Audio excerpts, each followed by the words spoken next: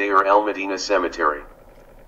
Deir el Medina Cemetery is situated on the southern tip of Thebes' western mainland, between Sheikh Abd el-Qurna to the north, Qurnat Murai to the south, and the Valley of the Queens to the west and the Ramesseum to the east. The workers' town lies to the west of the cemetery, which is situated at the base of the Theban hills.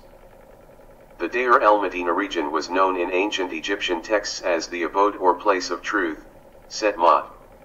Regarding the present name, it is probably because of the monastery founded by the Copts in the 5th century AD, when they were subjected to religious persecution. Because this cemetery was designated for a group of people whose shoulders the temples and tombs that had been built on the western bank were built, the workers' tombs in Deir el Medina differ significantly from the tombs that we studied in the cemeteries of the western bank, whether the royal or the nobility's cemeteries. King, queen, and noble tombs were situated nearby the workers' village in Deir el Medina, which was populated, at least beginning with the New Kingdom, by a group of artists, sculptors, stonemasons, and tomb diggers who worked in the area, serving the cemetery in the 19th and 20th dynasties. Consequently, they selected a location close to their home and turned it into their cemetery. There, they carved their tombs, which stood out for their beautiful colors and the beauty of some of their scenes. Over time, these tombs evolved into mass tombs, where the majority of the same family is buried. Two parts made up the workers' phyle, the Deir el Medina workers. We can refer to the first subdivision as the starboard group because it works on the right side of the tomb. We can refer to the second subdivision as the port group because it works on the left side of the tomb. In the group, there were, on average, 60 workers. Approximately, even though this quantity more than doubled under Ramesses IV's rule. 2 foremen, one for the port group and one for the starboard group, oversaw the team. Every head has an agent to help him carry out his duties. The administrative side of the workers' team was also handled by a scribe, who also maintained a work diary where he noted the names of the workers who missed work and their excuses. He would keep a journal of all significant work-related events and send his reports to the minister's or the royal representative's office. Typically, the minister or royal representative would pay a visit to the tomb to monitor the status of the work and address any complaints or requests made by the laborers. The workers' year-round employment included 3 days off each month, the 10th, 20, and 30 days, because an ancient Egyptian month was made up of 3 weeks with 10 days each, Decan. Not to mention the formal seasons and important feasts of the great gods, there are also special holidays. Because copper was so valuable at the time, the worker utilized tools made of copper that were given to him and then taken back from him when they lost their sharpness so they could be resharpened again. Thus, by placing a piece of stone of the same weight and a card with the name of the worker who received it from his office, the responsible scribe noted the weight of each tool and to whom of the workers it was given. The supervisor of the king's storeroom, who was close to the tomb, would give the workers clay oil lamps filled with special vegetable oil and wicks made of worn rags as work on cutting the tomb advanced and it became difficult to continue digging the rock because of the lack of light reaching inside it. Every day, the writer noted how many wicks were distributed to the workers of each side of the tomb. Occasionally, he also noted how much he gave each worker separately in the morning and afternoon. This could mean that there was a brief lunch break in between the 2 equal periods of work. The quantity of wicks differed depending on the size of the tomb, whether it was large or small, as well as the number of tomb workers. 4 wicks were the minimum and 40 wicks was the maximum. Without a doubt, the ancient Egyptians managed to find out a way to get rid of the soot that comes from these oil lamps and ruins the beautiful scenes within the tomb. Some Egyptologists think that they put table salt to the oil lamp or that they used castor oil mixed with natron. When digging in limestone rocks, things proceeded more easily, but when veins of flintstone or similar material occurred to be present, things become more challenging. Following the cutting, the tomb's walls were plastered or stuccoed, and drawings, texts, and decorations were created by the painters, was initially recorded in red ink and then later corrected with black ink. Then, whether in low relief or bas relief, the engravers engrave it, and finally, paint it, Depending on the size of the tomb, the cutting process frequently takes longer than 2 years, however, the ornamentation might take longer. In actuality, the majority of the tombs were not completed with decorations before to the reigning king's death, and laborers frequently cut additional tombs after completing the royal tomb, either in the Valley of the Queens to prepare the tombs of his wives or in the tombs of prominent figures by his direct order. Simple huts were home to the laborers, and multiple groups were found close to their tombs. On designated holidays or at the conclusion of each 10 days, decan, the laborers went back to their village. The worker received wages in kind, distributed from royal silos, in the form of grains like wheat, spelt, or barley. On a regular basis, the laborers received vegetables, fish, water, and firewood.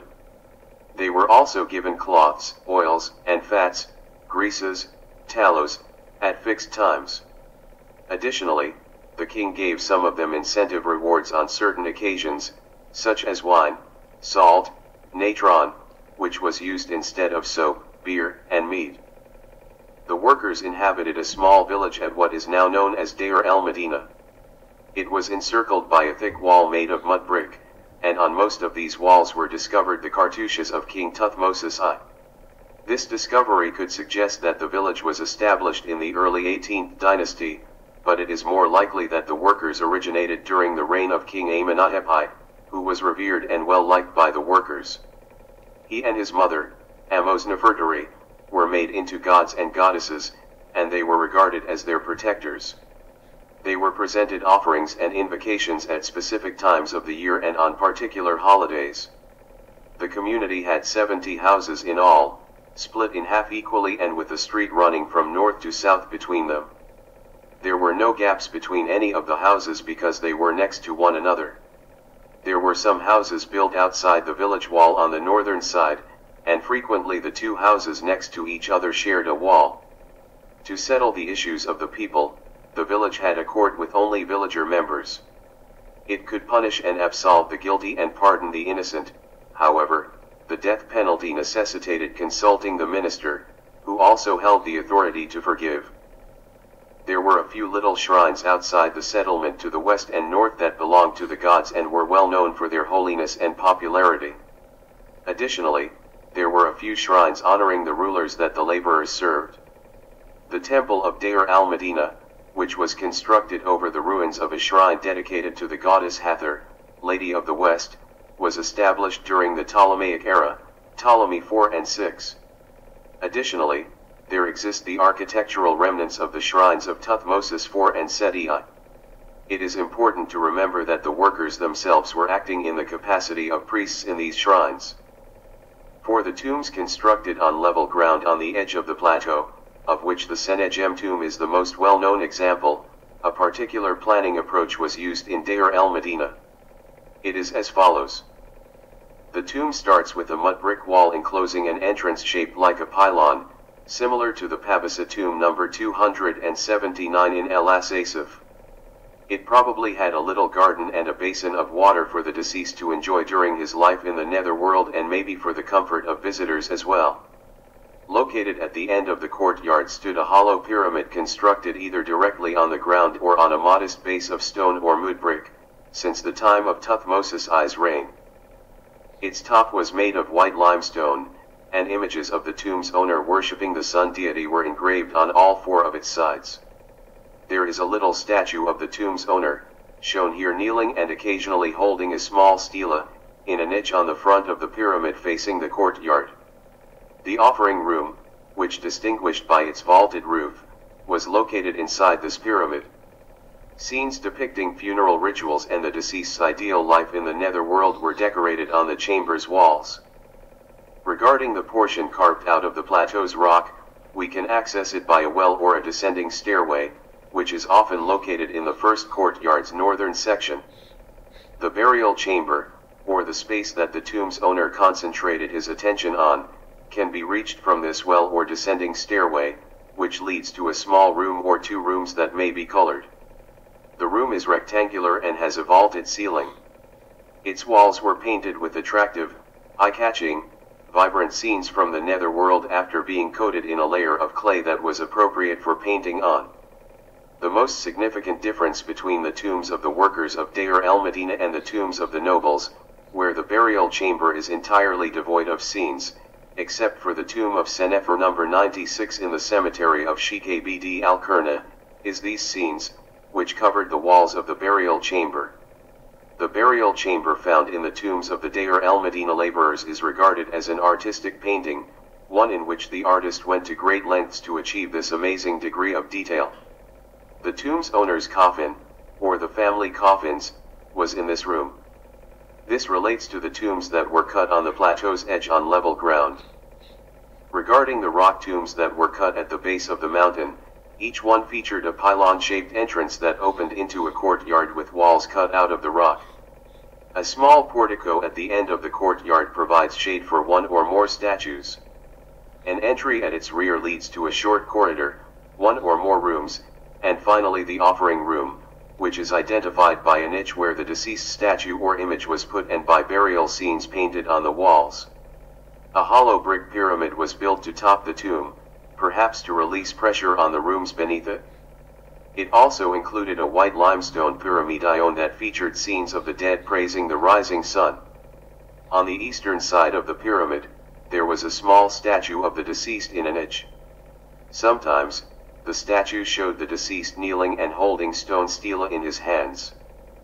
Regarding the portion that is dug into the ground, it is roughly comparable to the system described in the first plan, but it is different in that the well's mouth in the second plan is situated inside the chamber that is cut at the back of the tomb and is used for presenting offerings and ritual recitations, rather than in the courtyard outside as in the first plan.